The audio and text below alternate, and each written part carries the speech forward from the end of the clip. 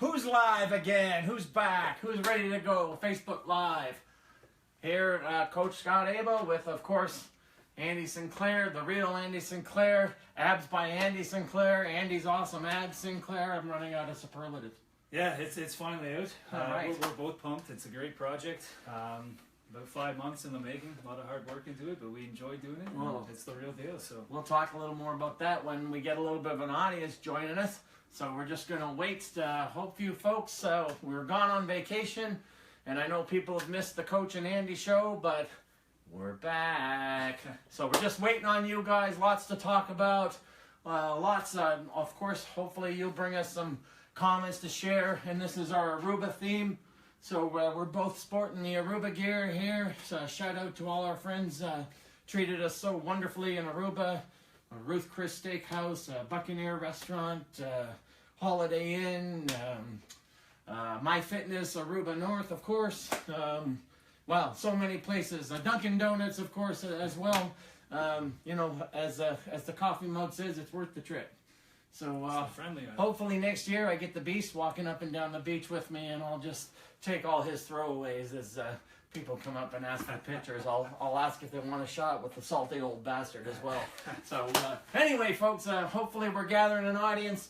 Hopefully you've missed us enough to want to ask us some questions and stuff.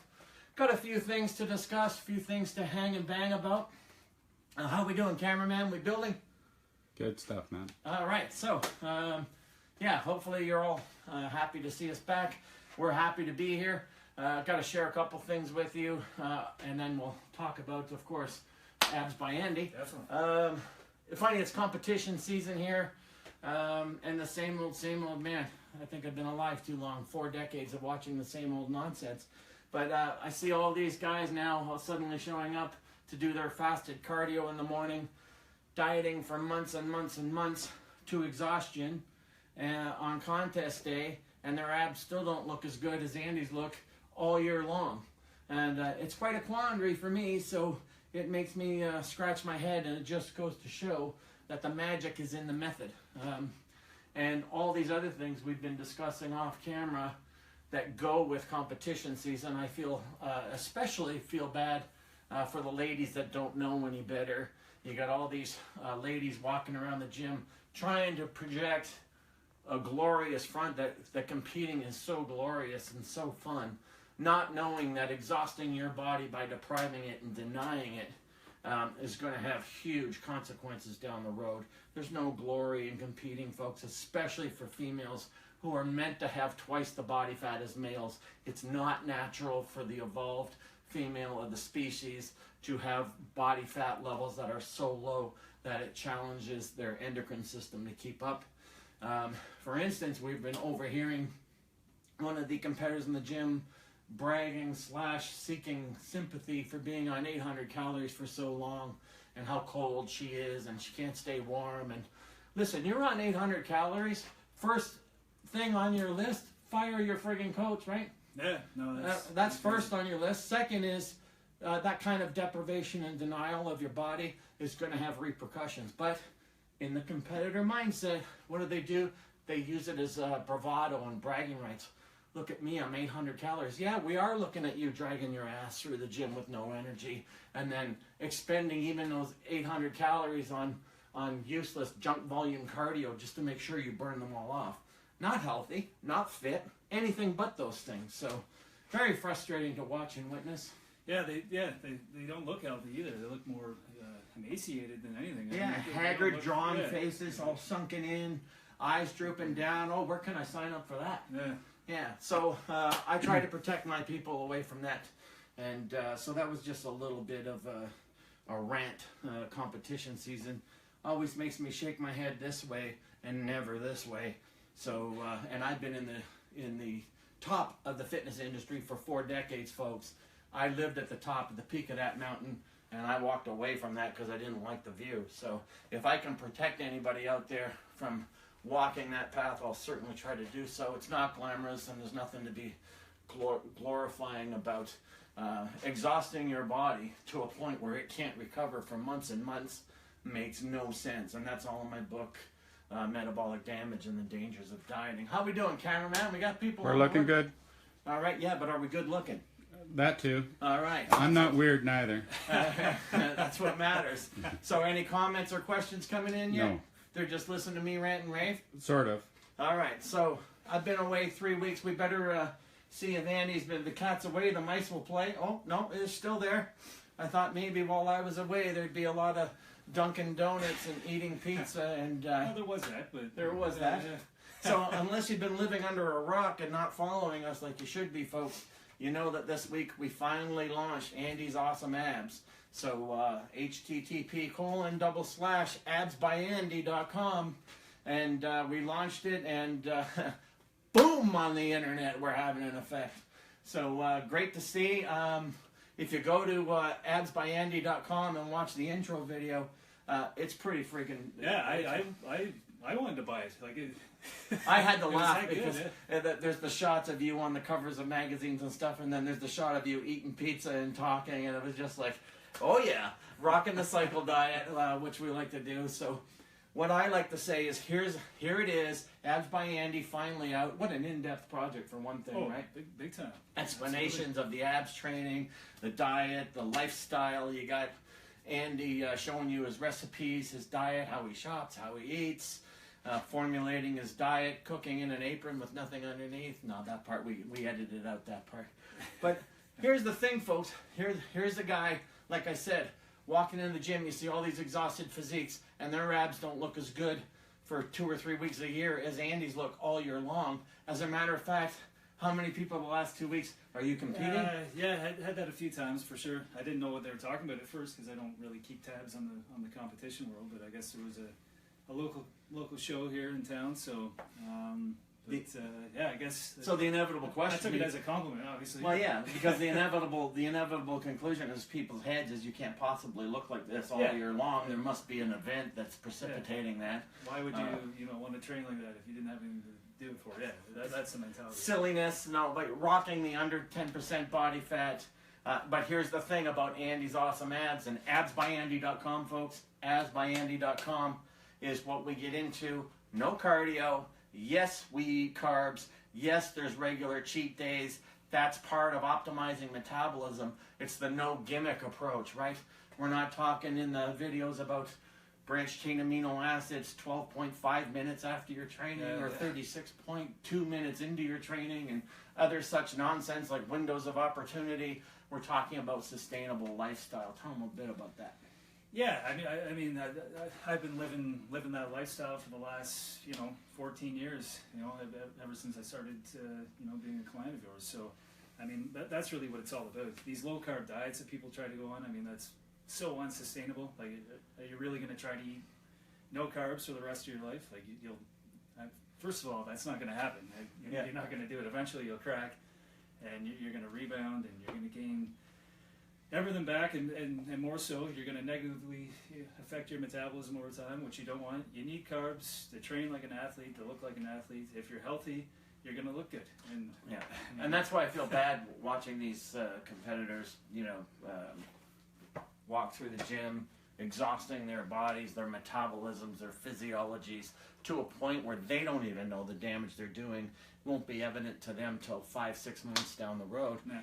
Whereas what we got here with Andy's Awesome Abs is an under 10% body fat, lean physique, sustained 24/7 year-round for over a decade now. Yeah, so and you see him in the video eating pizza and scarfing donuts and all these other things as well, though. You see your diet days. Yeah, absolutely. And what that's composed of. No crazy macro nonsense. All right, so check it out, absbyandy.com. And then, consider this, folks. The magic is in the method. There's no magic exercises where you're standing on one leg with one finger up your nose and a hat on your head. This is the weird trick. Yeah, this is the one weird trick to abs like this. We're talking about sustainable lifestyle, but a commitment and to a regular disciplined lifestyle as well. So we're happy that the project's out. That's why we're talking so much about it. Big time. It's been a long time coming. Happy to bring it to you. So so hopefully are people on board, or are we talking to ourselves? No, we're good. All right. Well, you're good. I'm great. So So being back from the Aruba, I'm downtown Scotty Brown with Andy, absbyandy.com. So enough of that. If anyone has any comments or questions about things that we're talking about, then by all means, fire when ready. But we're happy to be back bringing you the Coach and Andy show. So what do we got? We got a lot of shy people out there? Yes, sir. All right. Well, we want to bring you at least one exercise that you may not see. I call them high plane side lateral raises. Now, these work best only with high repetitions. It's great to pump up the delts and cap those delts, but only works with high repetitions because of the joint strain. So most people will do a side lateral raise, right, buddy? They'll do them from here to about here. The high angle side lateral raise is the opposite. Your starting position is almost at normal lockout and then coming up way above the head, and it's done for high reps. So remember, not how much weight you use, it's how you use the weight. So you want to give them a show on that? Yeah. So he's just going to get in a position. He might do a couple warm-up reps from the normal range and plane of motion just to get the swing going. All right, and now he's going to, when he's ready, he's going to start from the normal lockout position of about there, right? And you're only going to come down and then go up high, like above your head instead of above your ears. And you go super high reps, like 15, 20.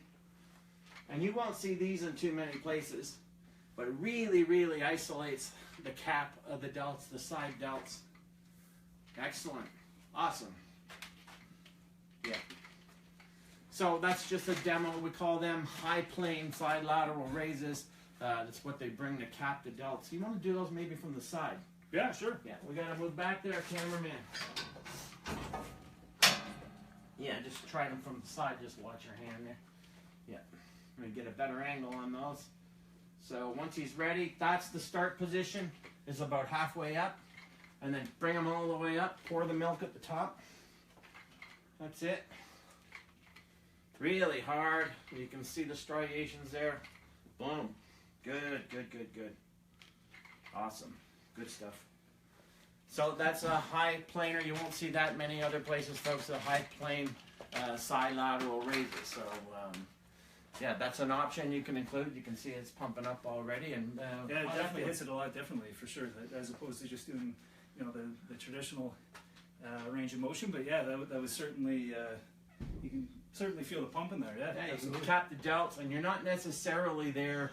You can't generate the same kind of momentum you can do with a normal sort of power side lateral. So that's important as well. But it's specific to that movement. You can't really do it with bent laterals. You can't really do it with front alternate raises. And so. definitely lightweight. I wouldn't try that with No. very heavy weight. Well, you won't be able to. No. And it's not for low reps. It's not a load exercise. It's not a limit strength pumping, exercise. Definitely a pumping movement. Hey, Andy. Yes. Some of your fans want the shirt off. All right. Oh, is that right? But it's Aruba Fitness. All right. Geez, they never asked me but that it's the anymore. friendly island. Damn it. It's the friendly island. All right. So, yeah, folks, I mean, we'll just see that I've been away for a few weeks. You see that Andy's obviously blown his whole physique and blown his diet since the coach was gone. Since the coach was gone, yeah. What's he going to do? Calories and Yeah, he blew it. Yeah, and he blew the lid off. So, yeah, anyway, how's that for whoever was wondering? Yeah. Oh, more than one. Okay, so it's still there, folks. What else can we show them? How about, now we did this before, all right? So we want to do the alternating and single arm hammer curls. Maybe use maybe use the power dumbbells instead of the. Sure. Yeah, and then just come back into the shot. Any questions or comments? Why is everyone so shy out there? Because I Well, there's a few people that are saying that you must have had a good holiday. You're looking leaner, Scott. looking leaner. Yeah, I don't know. You called it. I don't know what that's all about. You wouldn't know that by the way I was eating. The hanging and banging in Aruba is all Oh, about. that could be it. No, it's all about hanging the burger and banging the beer. So yeah, wait till you see the T-shirt I brought back. This guy wants beer. Yeah. So anyway, so let's get back to the choice at hand. What are we doing? Hammer curls? Yeah, just do it from the side, I think, and then just show them how we use sort of a thumb grip, and then we'll do alternating, and then we'll do single arm. So yeah. And then you can just, so this is an alternating hammer curl. Now the idea, folks, that you want here is you want to make sure you don't induce what we call a co-contraction of antagonist. In other words, you don't want the tricep engaging at the bottom of the movement, because then you've missed the full stretch with resistance on the actual brachioradialis. Too far back, and then that's going to contract. Yeah, the tricep, so, right? So yeah, and they go too far back so they can use the momentum of the shoulders to lift the weight. yeah, because the tricep is kind of cushions the. Yeah, no, talk to the camera. I already know this. So tell them. Yeah, see, if you really start swinging, right, like your triceps actually going to kind of cushion the momentum of the weight At the bottom, and it's going to take over that load instead of the bicep where you want to keep it. So you always want to keep a very slight bend in your elbow. You don't want to extend it fully, and then basically that's what's going to happen. So cool. You always want to be in control of the weight. You don't want to throw it. You want to pump it. There's a difference. So now that one of the things Andy's pointing out at, and then if you just want to do single arm for it, maybe from the front so they get a different view, you can even put one down. Yeah. So on single arm, you just, with the other hand, your other hand goes on your waist, and it's just a different, there's always a forward lean, and then he brings it up for that peak contraction, and then now just turn sideways for the camera. Same idea. At the bottom, there's a slight bend in your thumb you can't see here, but I'll just mimic it. As he comes down, he mentally puts the thumb toward the floor. That's why it's called a hammer curl. Literally like using a hammer. All right, and you can see the brachioradialis. All right. Hey, Scott, hammer curls recommended for women? Yes or no? Sure, why not? Yeah, yeah. You want development. You know, the leaner a physique is, the better it looks. Okay, as obviously, but you want those flowing lines. So if you neglect certain areas, like you'll get ladies saying, I don't do such and such an exercise because I don't want to get big. That's the wrong way of thinking about it. But let me just backtrack a little bit to something Andy said, which is very, very important, when he said, you know, at the bottom of the movement, you want to make sure you don't swing that weight and get that co-contraction of antagonists. And what that alludes to is what I talk a lot in the book, The Able Approach, is that every inch of every rep of every set, there's something to concentrate on. It's not about throwing weights around and counting to 12. Oh, I'm supposed to get 12 reps and then mindlessly counting to 12. Yeah. And if you got a personal trainer who's just a professional rep counter, fire his ass too. All right? So there's got to be something that you should be thinking about, what we say, every inch of every rep of every set. And that takes a hell of a lot of concentration. Absolutely. And that's why it takes a lot of years to build a physique. When you start using the biofeedback of the body, the internal cues, rather than these, what we call these external cues of, you know, reps and things like that. Those things are important, but what's more crucial is the biofeedback of understanding what you're trying to do. So what Andy said, a simple movement like that, you want to make sure that the triceps aren't contracting because the bicep is in full stretch. You want that full stretch under resistance, because the further the degree of stretch, the greater the intensity of contraction. And that's not about load. I get sick and tired of all these strength experts out there, and I respect them in their field. But they keep telling people who are seeking development that if you lift for strength, then development will come. Well, how many strong guys do we know with no physique development? All kinds. So people should speak within their area of expertise. My area of expertise is about sculpting physiques. Obviously, Andy's area of expertise is about sculpting physiques. So it's a myth that if you train for strength, development will come. The truth is, if you train for development, strength will come. But it's a different kind of strength. So any thoughts to add on that? Yeah, basically, the more you practice these things too, I mean, it just becomes second nature. When I do a hammer curl, I'm not thinking, oh, I got to put my thumb down, I can't swing it. I just do it. Your body just naturally does it. So the more you practice these things, the more they become automatic. And it's not like I have a million thoughts going through my head. Oh, I gotta. No. You're hanging and banging. It's not like tempo counting or something. It's just it becomes automatic. That comes from practice and repetition. So. And that's the thing, that it takes years. I mean, that's why even professional athletes repeat the same drills year in and year out. Why?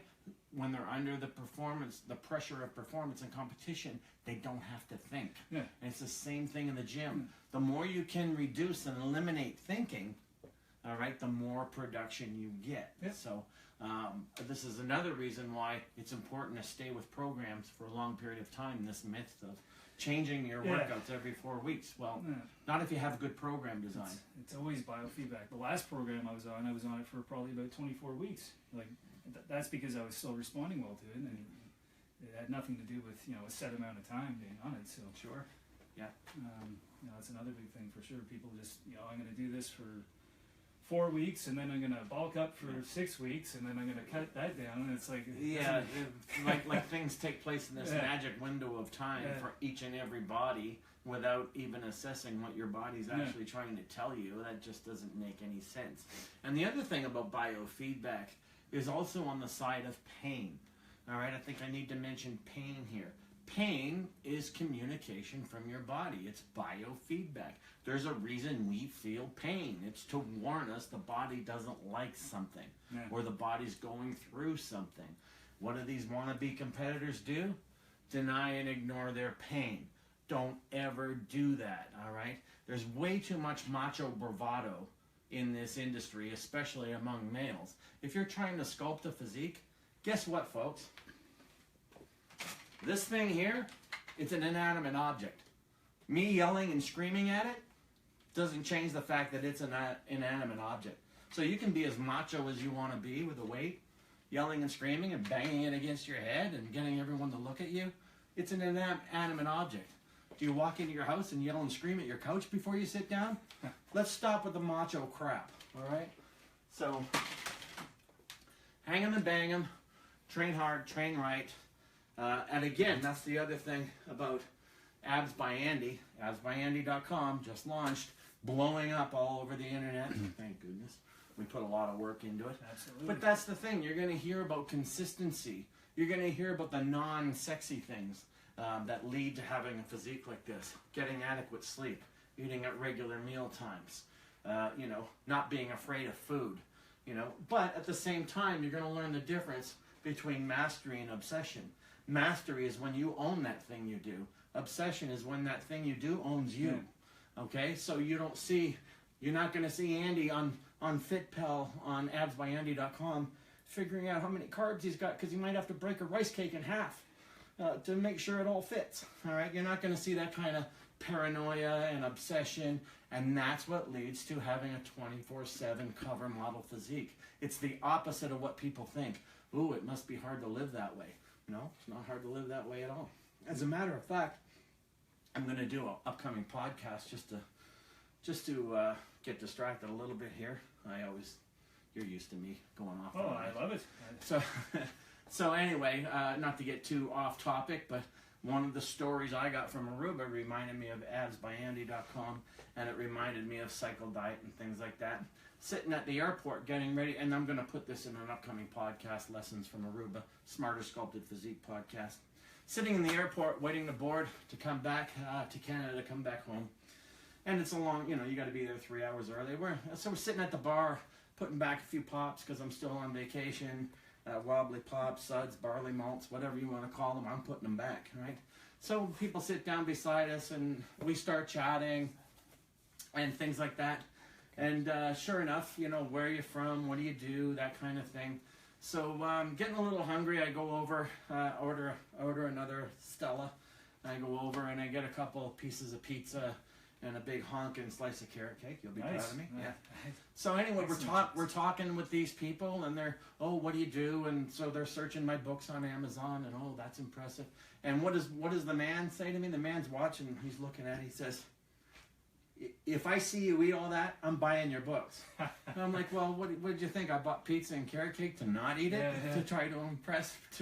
This is how people think, that you can't look like this and indulge in food. Whereas on the cycle diet, you train to optimize metabolism so that when I do go away, it doesn't negatively impact me cosmetically. So I can go out to Ruth Chris and have a big Fred Flintstone Brontosaurus burger that tips over her car. All right, and I can leave there and have dessert, all those things, and I come back and people say, "Oh, you look leaner." Yeah. But that, if you follow my travel log in Aruba, you saw me honking on a dozen donuts, right? And you saw me hanging and banging the wobbly pops on the balcony. You saw my Ruth Chris steakhouse experience, and we got to get you that recipe for their sweet potato casserole. Yeah, that looked awesome. That chopped salad looked pretty cool too. Yeah, you watch how that comes in a little tower, and then you knock it down and spreads all over the plate. Cool. So, so this is what it's all about. Scott, you're talking about diet and having some fun on vacation. What about combining carbs and fats on the same meal? Protein, of course, involved. Good, bad, or just never mind? I do. Well, yeah, I mean, it's all about, listen, meal preparation is about what you do for all your meals connected day to day. It's not about one specific meal. No. It's not about pre, peri, and post-workout nutrition. All right? So, when it talks about what is a proper meal, we talk about what we call protein-sparing nutrients, right? So, you have protein, but in order for protein to do what it's supposed to do to build a physique, all right, it has to be protected by protein-sparing nutrients, so carbohydrates and fats. Now, some people want to think, ooh, fats are bad, ooh, carbs are bad. So they try to use protein-sparing nutrients of just one macro group and eliminate the other. Not healthy, not sustainable, not good, all right? So, yeah, we've posted our meals. I mean, absbyandy.com, your meals are there, right?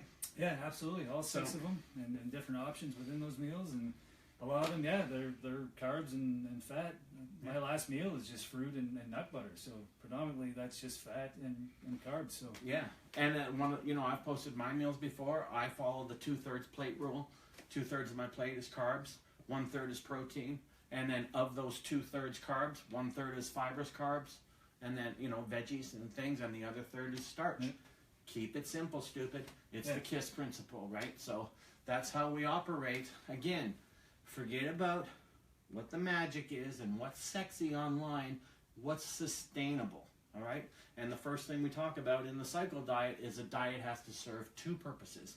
1, it has to serve the body, and 2, it has to be sustainable. So going back to what we opened with, a lady on 800-calorie diet while doing hours and hours of junk volume cardio just to make sure she burns all those 800 calories are not serving the body.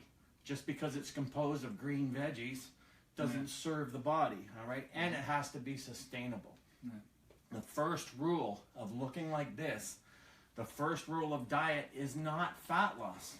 It's taking care of metabolism. And guess what? Metabolism has to be fed, not starved. That's the secret. If there is a secret, and I hate that word, it's how to optimize and feed a metabolism, all right? And in my book and my course, The Cycle Diet, we talk about professional eaters, people who go into eating competitions, and why and how that works for them, because a lot of them are lean. Yeah. How is that possible? Well, if you go according to the calorie equation, it's not possible. But that's why we don't go by calories. We don't use calories at all. We use them as starting points for people to understand, but none of my clients are going to be advised to use Fit Day or all these other things that make you a slave to number crunching in a machine. That's not freedom. That's life inside the thin cage, and we don't advocate that. We advocate fun factor. Oh, absolutely, and yeah, it is all biofeedback. You can calculate your calories by doing body weight times 10, but after that, you really need to see how your body responds to it. Hunger, appetite. Yeah. You might need more than that. So, I mean, yeah, it's really all about what your body's telling you. I mean, you can. In my book, Understanding Metabolism, we talk about how inaccurate calorie counts really are. So you think you're tracking something and it's measuring your metabolism. It's not. They can be off by 40%. An apple that's grown in the apple orchard closer to the sun versus one that's grown in the shade can have the exact same size and weight apple, and the calorie counts will be 40% different. So what exactly are you getting in terms of exactness? Not a whole lot. No. So, and over the course of a year, that adds up to a lot. That adds up to a lot of mistake and what we call the illusion of control, folks. Yeah. And I've written extensively about that in several of my diet books. So here's the thing about expertise, folks. If I can just wax on a little bit. Now, I've written over 20 books. These are just the ones I have hard copies of, okay? So here we go. Able Approach, of course, 2nd edition, very proud of. Your Truth is Calling. That's all about consciousness and self-identity and the fitness of spirit, if you will. beyond metabolism, physique after 50, the aging proposition, the anti-diet approach, permanent weight loss, hard gainer solution. I've written over 20. These are just a few that I had on hand. And of course, you have my cycle diet book right now. I forgot to bring it back. Thief. Thief. He's stealing so my secrets. I wanted to read again in case it changed or something. Yeah, it's funny how that works. Anyway, boy, you guys sure are quiet out there. Are they still out there, Cameron? Well, there's a couple of technical questions that... Let's get technical. All right.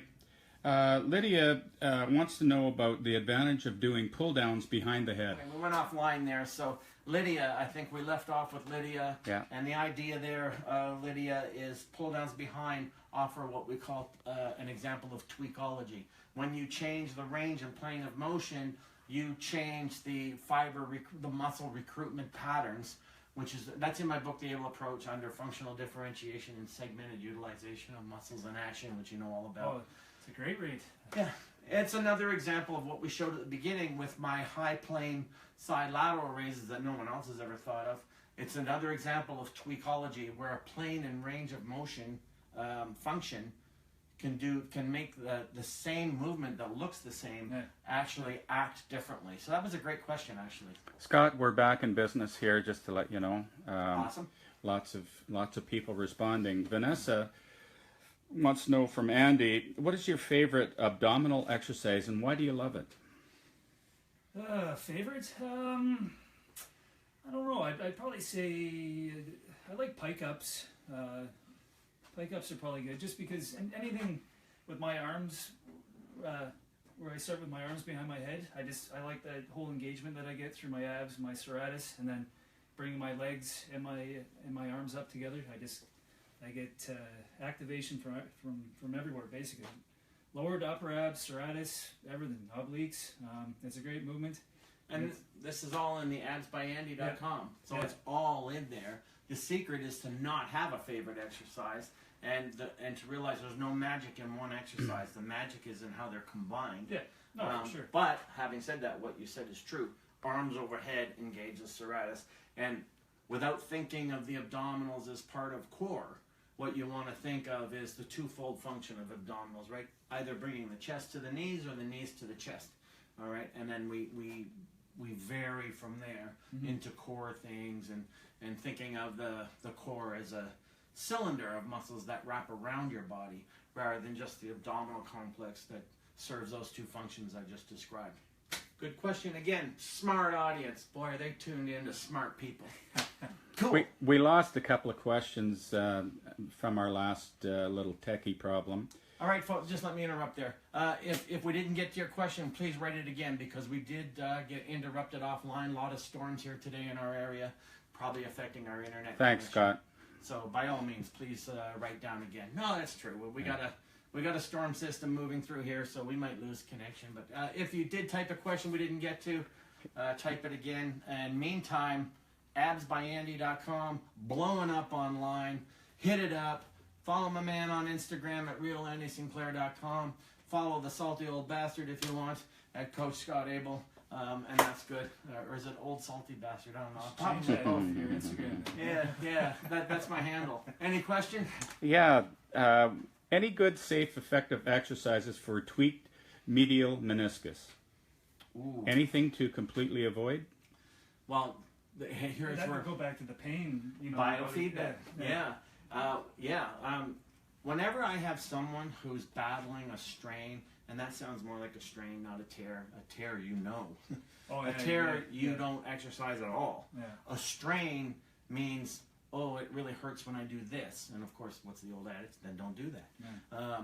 So what I always let my clients do, rather than outside in, again, dictation, I mean, even rehab people talk about this, right? When someone has this muscle strain or whatever, what aggravates it for one person doesn't aggravate it for another. I mean, look at Andy versus me. We're built differently. He's long in the limbs, long in the torso, right? He's not quite as sexy as I am, but that's a whole other thing. But when you have all this, he might tweak something, and I might tweak the very same thing. But because we're built differently, all right, what are you looking at? The has-been shots. That's better than being a never was. Anyway, when you're built like that, and we could have the same strain, but because of our build differences and our anatomical differences, what I might be able to use to train around it might aggravate Andy. So follow the adage, train around, never through.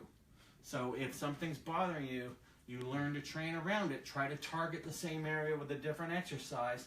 For instance, even today, a client wrote me, for some reason having some patellar femoral problems, and can't do alternating lunges, but can do walking lunges. So I wouldn't have thought of that in terms of rehab advice, but her biofeedback told me, then that's what you go with. So pain, biofeedback mechanism, and the adage in sports, train around, never through. All right, hopefully that helps. Throw us a thumbs up if that made sense on that question. What else we got, Brian? Nothing new right now, but... Nothing new right now. Okay, folks, we need your comments and questions, or we're going to sign off. Hopefully we didn't lose too many people. Did they all come back? Yeah, we're doing good. Great, we weren't offline. Lots of thumbs up, too. So. All right, what about hearts? Let's see those hearts. Let's show us some love here, folks. I mean, we're back after, 3 weeks? 2 weeks? How long was it? Yeah, I think it was 2. I forget. I was sun drunk and drunk and sugar drunk and all those things. I was following old ladies around the beach and all kinds of stuff. So kicking it up. But yeah, that's. I just got a kick in the leg here. I don't know why. Wasn't me. I'm over here. So yeah. So anyway, folks.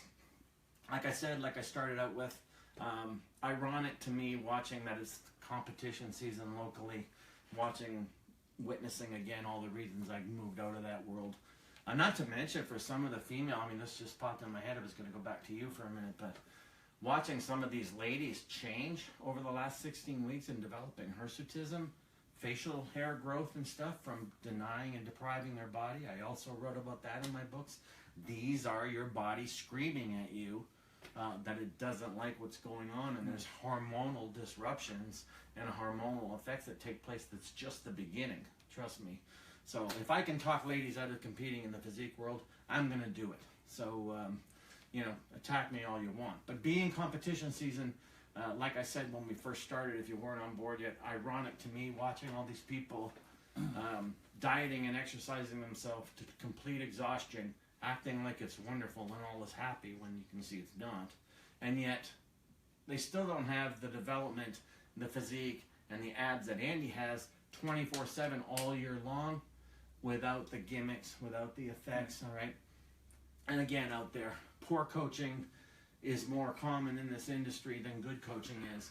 Anyone that has any of you on less than 1,000 calories should be fired, all right?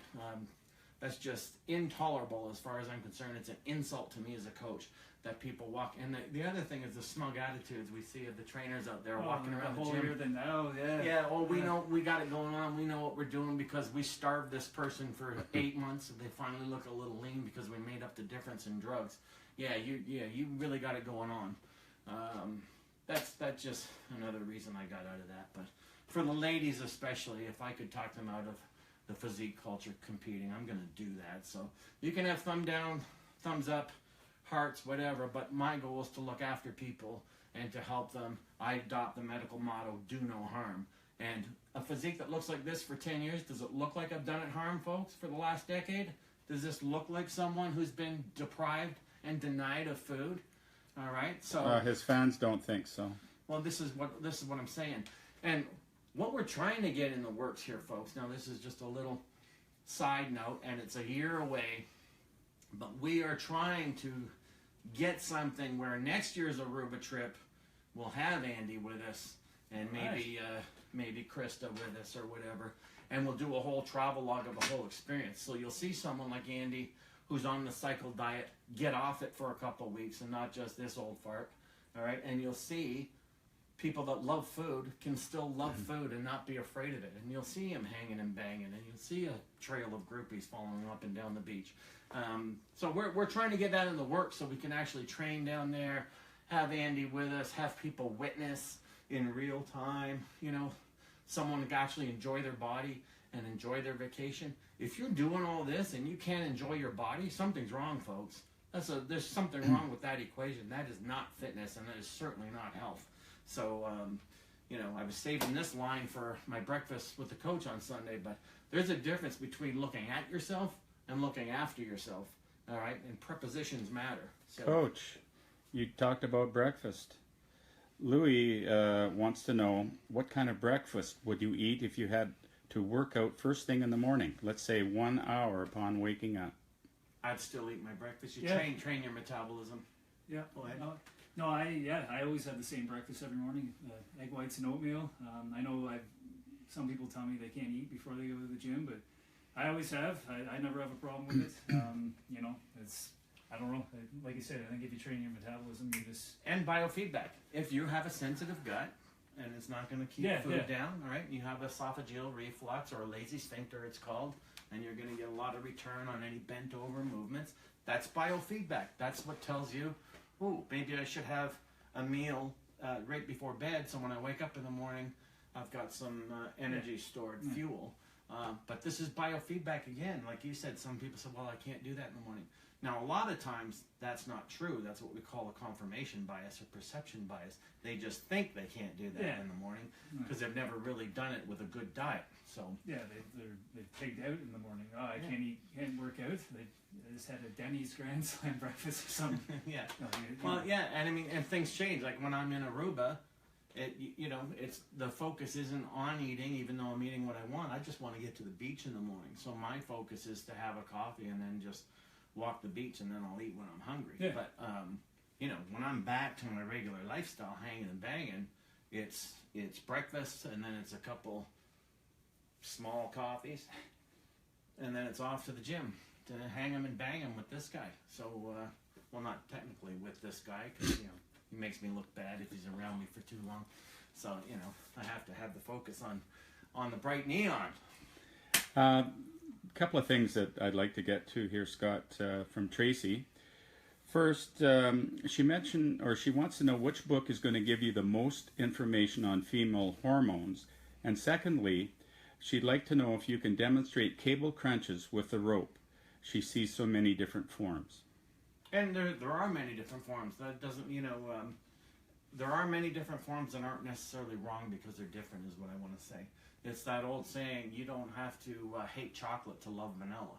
All right, so there are different tweaks that are fine, and we'll demo that in a minute. As far as female hormone, Christine Northrup's book, which is thick, is a really good book. Diana Schwartzbein, who I've talked about, go on YouTube and watch her. She's a 25 years endocrinology internal medicine specialist. Folks, if you want to understand real experts on metabolism, you go to endocrinologists and internal medicine specialists. You don't go to fitness websites who barely know how to spell the word metabolism, let alone what it means. So let's stop the nonsense there. Doctors aren't experts on metabolism. Internal medicine specialists and endocrinologists are experts on these things. Diana Schwartzbein has a book, 2 YouTube lectures, and she was the first person I heard, 25 years experience, board certified internal medicine and endocrinology. She was the first professional person I heard outside of me to use the term metabolic damage over and over again. And she talks about the idiocy that goes on with thinking of calorie burning and always depleting the body and never restoring the body, and the things that are restorative, the things that we practice all the time. So her stuff is really worth a read as well. So hopefully those 2 names help you out. Very good question. You want to show them some cable crunches? let's do it. That's probably high enough since you're 10 feet tall. So let's come on in here. You want me to go from the side? Yeah, you better go from the side and then just do your version. Yeah. So the important thing is to keep the elbows bent, and then go ahead, buddy. However, if it's not far enough away, or if it's too heavy. So see how he rounds the back at the bottom in order to get. It's called a crunch for a reason. So this is the reason we want the crunch. Notice how he's in total control. Now it's hard, of course, to see his abs doing that, but good. Yeah, I'd like to imagine like I'm scraping the floor with my elbows too at the bottom when you're around your back. Just kind of mentally picture that, and definitely use your abs to pull. Don't use your arms. I see a lot of people. Yeah, there you go. They're using Good their advice. arms like this. Good advice. Half good the advice. movement is they're pulling it with their arms as opposed to, crunching it down with their abs. And the important thing there, what Andy's alluding to, is what we call target training. A lot of people don't even understand what they're trying to target. Yeah. So like you said, they think they're doing a rope crunch for the abs, but they stretch the bicep, pull with the bicep, and then the ab just sort of stabilizes that motion. Yeah. So they don't know how to effectively target train. Now, interestingly enough, who was this question by, Brian? Tracy. Tracy. Okay, interestingly enough, Tracy, Abs by Andy, do you not have this in exercise Absolutely. in one of your circuits? It's in there. So there you go. We didn't set that question up, but it's part of one of Andy's choice exercises in the 4 circuits that you get with absbyandy.com, what we like to call the AAA product, which is Andy's Awesome Abs, just so you guys can be on the insider joke. So that's good. All right, good questions today, boy. You haven't asked a lot of them, but the ones you're asking, folks, are top notch, so I'm happy with that. Here's something for Andy. Max wants to know, would you say the consistency over the years has kept your physique where it is today? Absolutely, yeah. It's just a sound lifestyle. There's no tricks, no secrets. It's just living my life the way I want to live it. The able-bodied way, just normal, sustainable. I mean, I would consider it a normal lifestyle. There's nothing extreme about it. Like, it's just... And it's funny. I mean, as soon as you get that question, and it's funny because the first thing I think of when a question like that is the intro video to absbyandy.com. If you go to absbyandy.com, right after you see the first logo, right below it is a video, and I just see you chawing on the pizza. So there he is with the 8-pack year long, and chawing on pizza, showing the cycle diet and the lifestyle, and that's why it's sustainable, right? Consistency and compliance. All right, those are 2 things I preach about all the time. It's never felt like I've been depriving myself. So I mean, I think that's a big reason why it has been sustainable. I think there's a huge fun factor. Right? Yeah, absolutely. We try to present that in the project. I enjoy living like an athlete. Yeah, and there's definitely something fun about it. It's no different than someone that goes to plays golf for leisure, for fun. We go to the gym and hanging and banging. So there's a difference between seeing something as a have to and seeing something as a challenge. Yeah. So I don't know, our 2 camera people are flirting with each other. It's getting me all confused. Well, I just want to know about the no-S diet.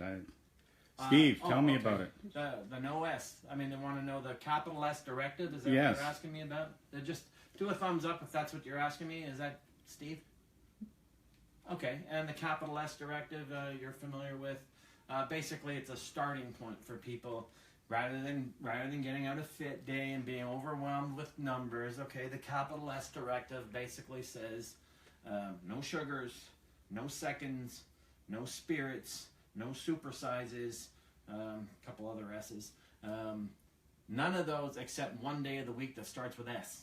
So that's a capital S directive. That's a good place to begin a weight loss protocol, a diet protocol that's not too invasive, not too overwhelming. But again, you want to get away from that mindset of have to will never work. Yeah. Mindset of challenging and fun will always work because you're always engaged, all right? and choice too. I mean, like, I'm 34 years old. There's no one holding the gun to my head to stay on the cycle diet. I could go get in my truck and drive to Wendy's right now if I wanted. Like, it's a choice I've made every time I in my get life. questions or the conversation comes around to things like this, I always think of people like Tom Brady, who says he loves the grind. Yeah. He loves showing up to practice. He loves trying to better himself. Whereas he could retire right now as the GOAT, but he loves the challenge of the grind. Yeah. It's not have to and, oh no, I have to play a game No, and thousands of people will see me stink. What if that happens? No, people who are challenged don't think like that, all right? They think in terms of productivity, production, and don't forget the classic Abel line, the goal is the process and the process is the goal. You have some number in your mind, dress size, weight scale, you're not going to get there because it's going to torment you till you do, and that's not a good thing. You're going to lose a lot more than weight, and you're not going to be able to sustain it. And one of the things I talk about in my anti-diet approach to weight loss and weight control is the mindset out there. The reason this works is Andy is not a weight loss tourist. You got to stop being a weight loss tourist, and you got to start being a leanness resident. All right, you have to live in Lean City. You can't be a weight loss tourist. What that means is too many people buy into diet mentality madness, and they only think about getting to weight loss. They don't think about sustaining it, right? And I use the example in my book of going to Aruba every year. When I go as a tourist, I pack as a tourist, all right? But if I was moving to Aruba, I have to pack a whole lot of new and different things now because I'm becoming a resident. So it's a different mindset to be a tourist in weight loss, which most dieters are, versus being a resident, all right, a permanent resident in Leanville, which this specimen is. Scott, here's something that I think is extremely important.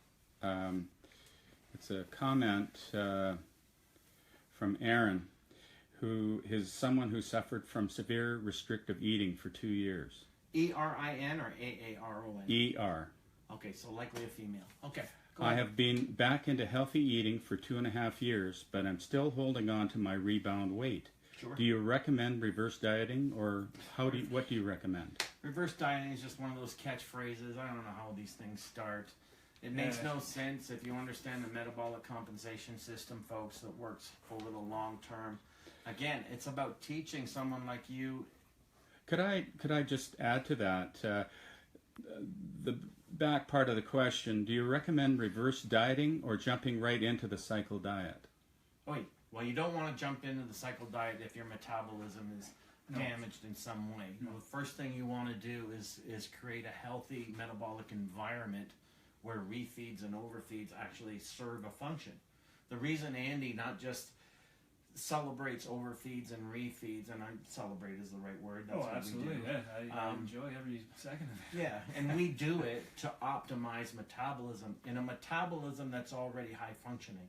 It's not broken, it's not damaged, okay?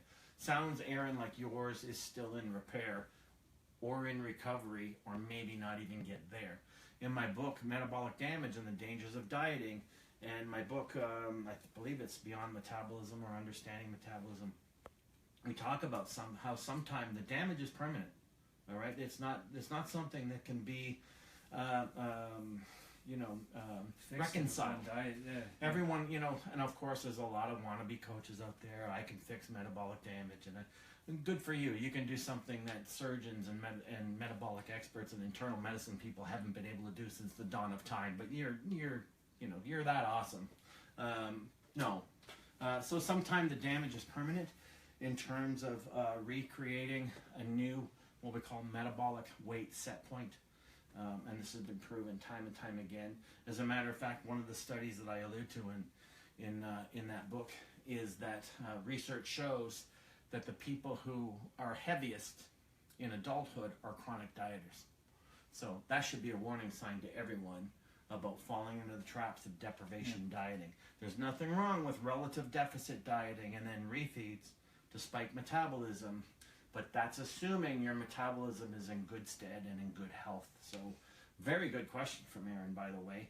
But I would suggest, Aaron, if there's more than 20 or 30 pounds on you of metabolic rebound weight, then the cycle diet's probably not the way to go. At least not yet.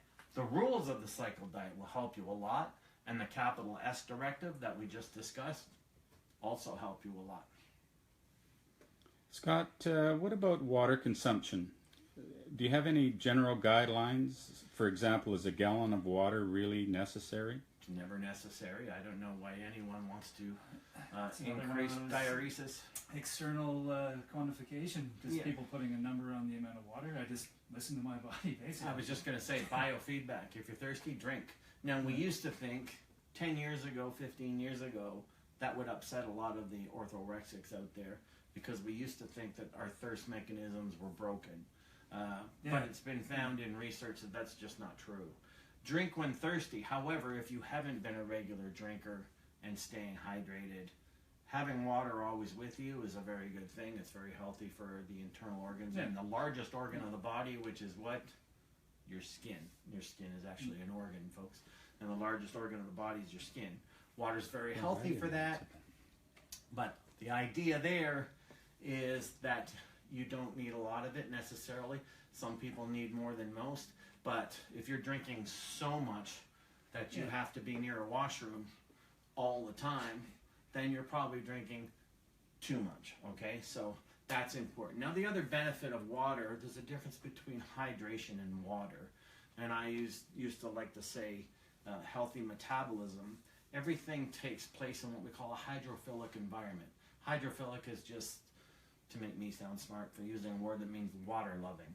Now, hydrophilic environments mean that the cleaner your environment is internally and metabolically, the better it's going to function. And I always used to use the example, it's not the best analogy, but it kind of fits. I always used to use the example in my seminars. You wouldn't wash this week's laundry in last week's laundry water. So if you're not drinking, you're getting that kind of sediment effect, that kind of stale effect.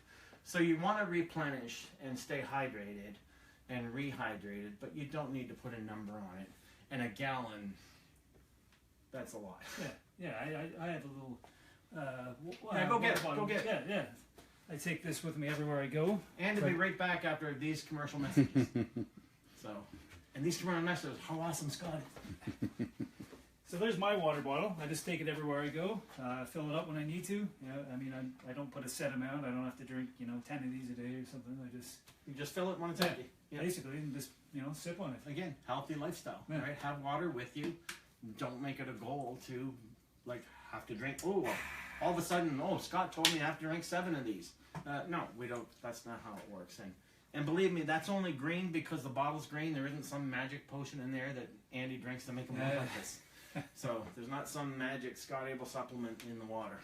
It's just tap water, folks. So, good question, though. Excellent question. Great questions coming in.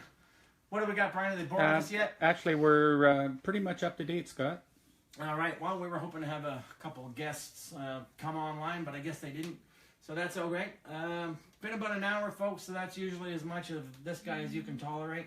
So we want to maybe sign off, but again, how we started, Abs by Andy, now online, blowing up online. It's a great project, yeah. Check it out. Yeah, we're happy about it because we put a hell of a lot of work into it.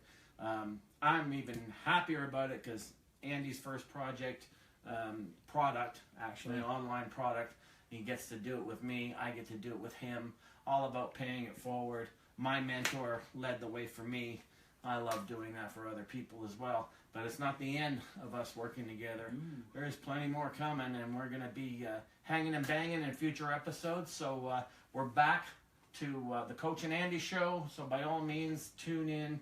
Likely every Thursday. Bring your questions, exercise demos you want us to do here in the dungeon. Next time Andy will leave his shirt on, I'll take mine off. That kind of stuff will be going on. Not bloody likely. All right. So, all right, folks, with that said, unless there's any other comments, show us the thumbs, show us the hearts. Apparently, Facebook really, really likes this. And safe travels to our #1 fan, Ange, who is returning to Australia this very evening, if the weather permits. So we wish her safe travels as well. And again, if you like us, thumbs and hearts on Facebook, because apparently Facebook uses that to decide if Facebook likes us. So it's all up to you guys. So I will see you back Sunday breakfast with the coach, absbyandy.com. How many times do I have to explain it? What a product. You get to see Andy demoing all the abs exercises with explanations, how to digress them, how to progress them. You get to see him making his meals, talking about his meals, talking about the lifestyle that it takes to be a supermodel, fitness cover model. Andy's been doing a sustainable lifestyle. Well, it's been 14 years, so you tell me. What else? Are we good? We're good. Just good luck to you, Aaron. All right. And absbyandy.com, folks. If you haven't got it yet, what are you, living under a rock? Go out and get it. All right. Let's do it. And we got way more coming at you. Are we back next week, buddy? Oh, absolutely. All right. I wouldn't want to be anywhere else. Yeah, all right. So next week, maybe Andy won't talk so much. All right, folks. We'll see you next week. It's great to be back in the Coach and Andy show. Booyah!